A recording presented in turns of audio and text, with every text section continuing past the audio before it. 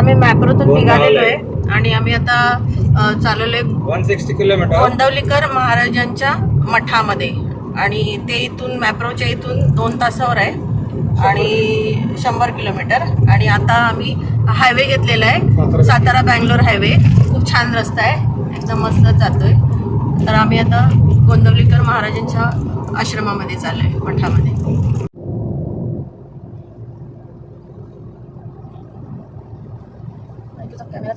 पुन्हा जाऊ गोंदवला टू पुणा बघू ना. गोंदवला टू पुणा कडक रस्ता आहे. गोंदवला पुन्हा किती अंतर आहे गोंदवला टू वाकड. आम्ही आता सातारा हायवेवरून गोंदवले फाट्याला लेफ्ट घेतला आहे गोंदवलेला जायला. आणि आम्हाला आता वाटेत असं छोटासा घाट लागला आहे एक, आणि तो घाट क्रॉस केल्यावर आम्ही तासाभरात पोचू गोंदवल्याला.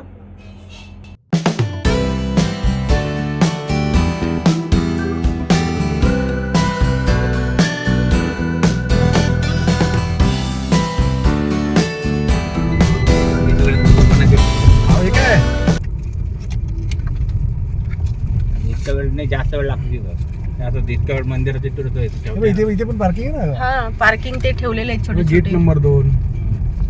हे काय महाराज भवन. इथूनच आहे, इथूनच आहे, म्हणजे इथंच पार्किंग आहे.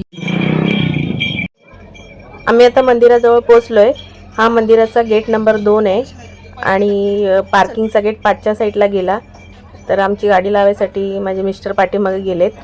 पण पार्किंगमधून आतमध्ये समाधी मंदिराकडे यायला डायरेक्ट रस्ता आहे. हा जो रस्ता दिसतोय हा पार्किंगमधून डायरेक्ट मंदिराच्या इकडे येतो. आणि हा आहे गेट नंबर 2. हे मंदिराचं चौकशी काउंटर किंवा ऑफिस आहे. आणि इथे ह्या बोर्डवर मंदिराचे जे नित्यक्रम आहेत ते लिहिलेले आहेत. आणि सकाळी 4 वाजता मंदिर उघडतं आणि रात्री 9:30ला बंद होतं. आणि इथे तुम्हाला जर राहायचं असेल तर इथे भक्त निवास आहेत आणि त्याची तुम्हाला इथे नाव नोंदणी करून रिसिप्ट घ्यावी लागते. विनामूल्य रूम आपल्याला मिळतात.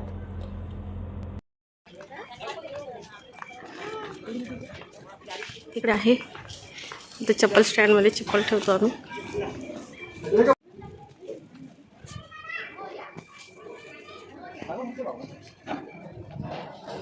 ब्रह्मानंद मंडप हे आहे समाधी मंदिर.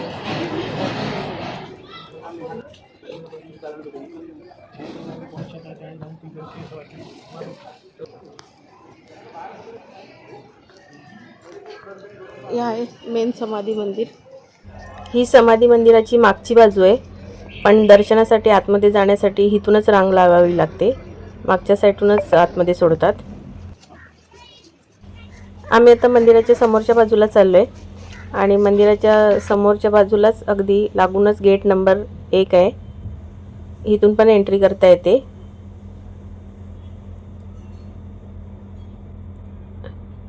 आणि ही आहे समाधी मंदिराची समोरची बाजू. हा मेन दरवाजा आहे.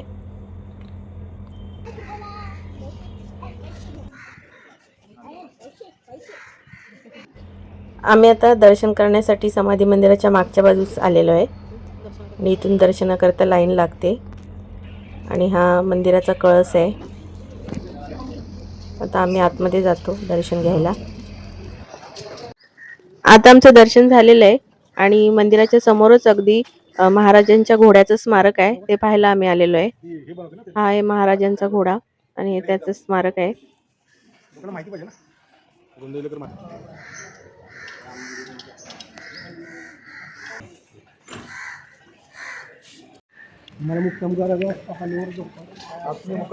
हे सगळे भक्त निवास विनामूल्य आहे. तिथे फक्त येऊन आपल्याला पावती फाडायला लागते आणि मग पावती फाडून फक्त राहायचं ना. चार्जेस काही नसतात ना याचे.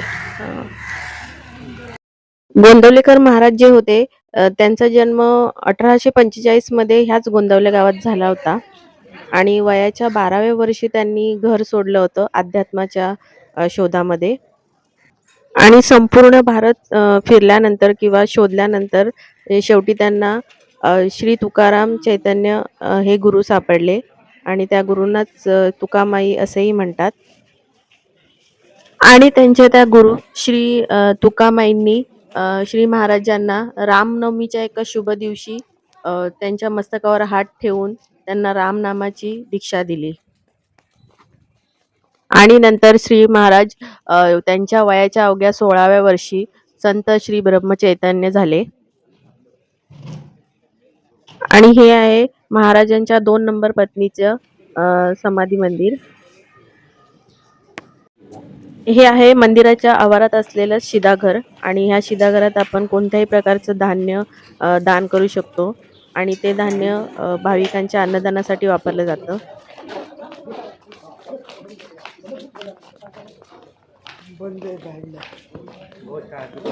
हा, गोशाला 3:15 उघडणार. 3:15 ना. आम्ही आता मंदिराच्या खालच्या परिसरात आलेलो आहे आणि तिकडे गौशाला आहे, पण ती दुपारच्या वेळेस बंद असते, त्यामुळे आता ती आम्हाला बघायला नाही भेटणार.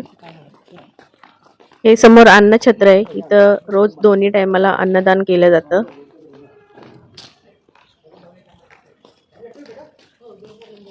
आणि हे समोर आहे स्वच्छतागृह आणि स्नानगृह भाविकांसाठी बांधलेलं.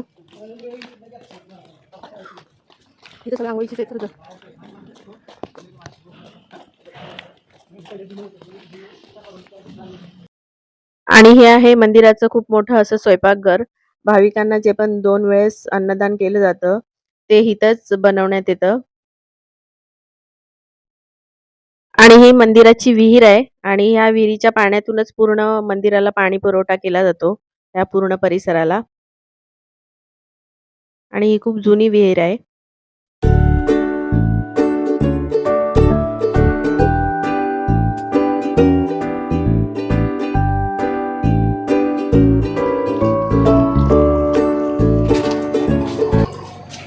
हे 4 व्हीलरचं पार्किंग आहे.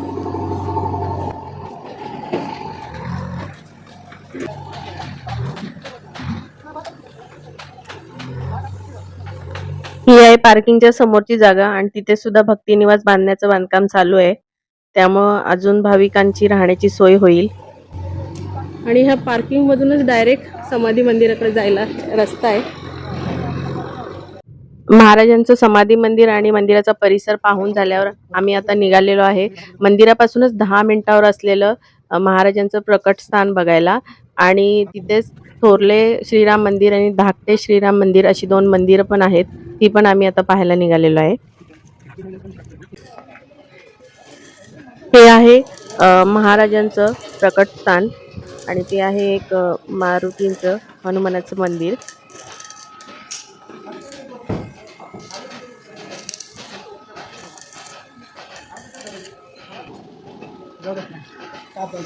नाही,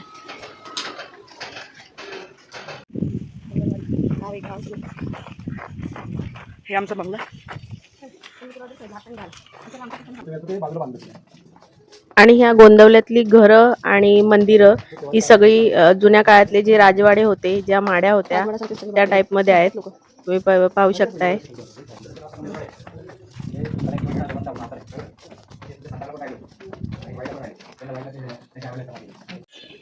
थोरले श्रीराम मंदिर, तसेच धाकटे श्रीराम मंदिर आणि शनी मंदिर, दत्त मंदिर ही 4ही मंदिरं श्री महाराजांनी स्वतः स्थापन केलेली आहेत. आणि तुम्ही जर कधी महाराजांच्या दर्शनाला गोंदवल्याला आलात तर ह्या 4ही मंदिरांचे दर्शन नक्की करा. मेन समाधी मंदिरापासून जवळच आहेत, 10 मिनिटावर.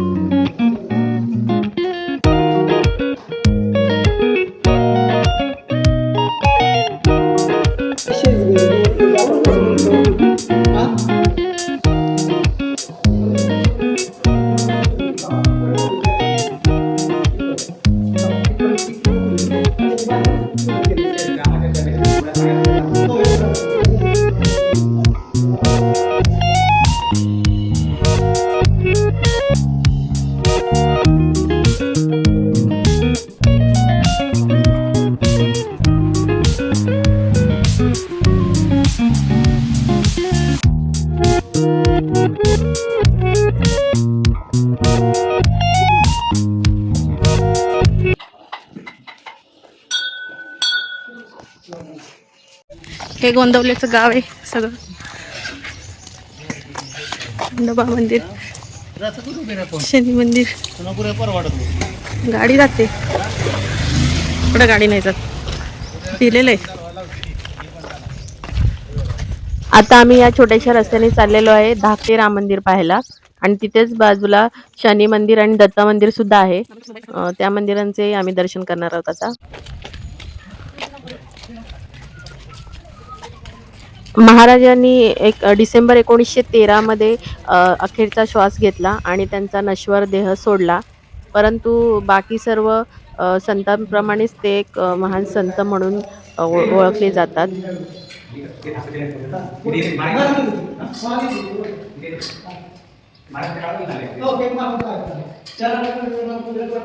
आणि अजूनही श्री महाराजांची चिरंतन उपस्थिती आपल्याला ह्या मंदिरातून किंवा समाधी मंदिर जे आहे त्यातून आपल्याला अनुभवता येते. आता आमच्या सगळ्या मंदिरांचं पण दर्शन झालं आणि आम्ही गोंदवले गाव सुद्धा पाहिला, तसंच मठाचा सगळा परिसर सुद्धा पाहून घेतला आणि आता आम्ही निघालेलो आहे पुण्याला जायला. तर तुम्ही ह्या गोंदवल्याचा जो महाराजांचा मठ आहे तिथं नक्की कधीतरी व्हिजिट करा. तिथे राहण्याची खाण्याची सगळी सोय आहे, ती पण विनामूल्य. आणि तिथला जो परिसर आहे तो खूप छान आहे, तुम्हाला खूप आनंदमय वाटेल. तर नक्की या ठिकाणी व्हिजिट करा.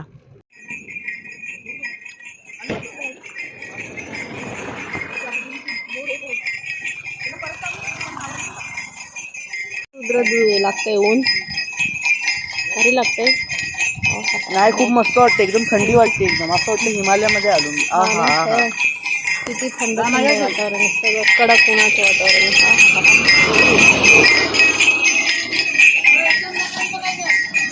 बाबा परत गेले. त्यांची फेवरेट जागा आणि पप्पाची ती फेवरेट जागा आहे खायचं.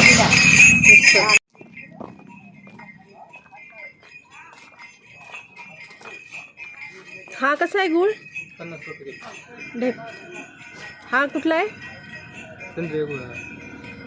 आणि तो पांढरा तो कुठला?